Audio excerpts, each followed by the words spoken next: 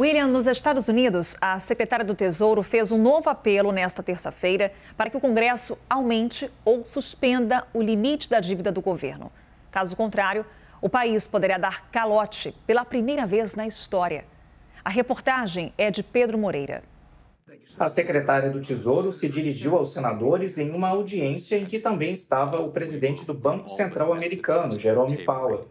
Janet Yellen lembrou que o teto da dívida americana foi flexibilizado quase 80 vezes desde a década de 60, inclusive no governo do republicano Donald Trump. Em um tom de alerta, ela enfatizou que o governo deve atingir o limite de endividamento no dia 18 de outubro. Caso o Congresso não aumente o teto, não seremos capazes de pagar nossas dívidas e poderemos ver uma subida rápida dos juros.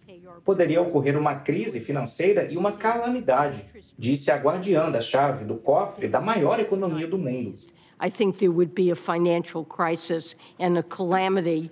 Um calote dos Estados Unidos poderia minar a confiança no dólar, usado como moeda de reserva por praticamente todos os países, o que provocaria um efeito cascata na economia global.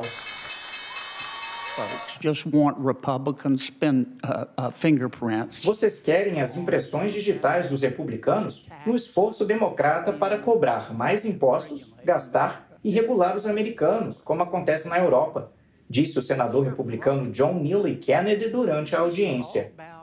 O governo Biden tem uma maioria apertada no Congresso.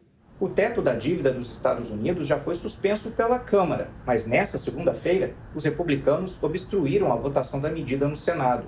Uma crise que é reflexo da polarização política aqui no país.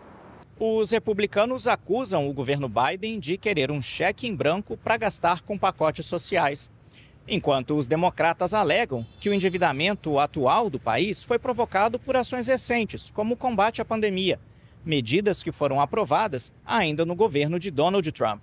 Se os republicanos querem fugir de suas responsabilidades e não votar para pagar o débito que eles criaram, que assim seja.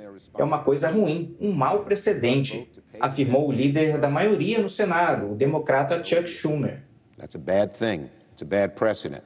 E em meio a tanta divisão, os senadores também precisam aprovar uma extensão do orçamento atual dos Estados Unidos, que vence nesta quinta-feira. Os impasses nas finanças públicas do país devem obrigar o presidente Joe Biden a deixar em segundo plano os pacotes de infraestrutura e de benefícios sociais, que também incluem uma transição do país para uma economia verde.